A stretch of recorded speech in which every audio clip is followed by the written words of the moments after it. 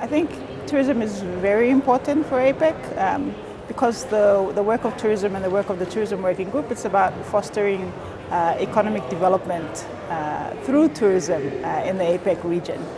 On, I think, two major fronts, one being collaboration.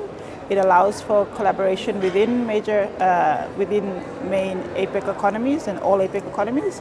It also allows for the sharing of best practices in tourism in particular.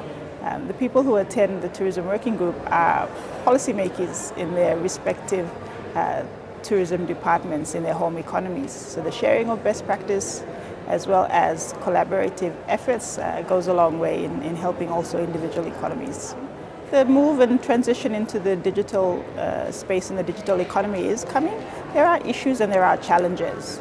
And the work of APEC and the work of the Tourism Working Group is to look at policy mechanisms to be able to recognize the challenges and work towards achieving the potential for some of these opportunities that come with the move to the digital age.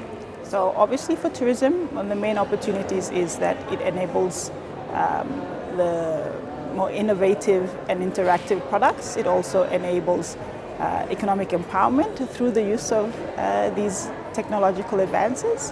One of the biggest challenges that I think the tourism industry faces is one that everyone else, I think, faces, and maybe it is something all across APEC, is the digital divide, the difference and the technological skills levels all across all broad stakeholders. In the work of the Tourism Working Group, the infrastructure is quite important, especially with travel mobility and the advances in technology which enable some of these advances also in infrastructure and the tweaks in infrastructure to make travel a little bit more accessible and mobile. So all across the economies, each economy has an activity or has an initiative that their economy is working on. For example, Australia in the Tourism Working Group has been a champion in terms of no border accessibility, the use of smart gates. The Tourism Working Group is such also that we are quite linked to our private sector and our industry.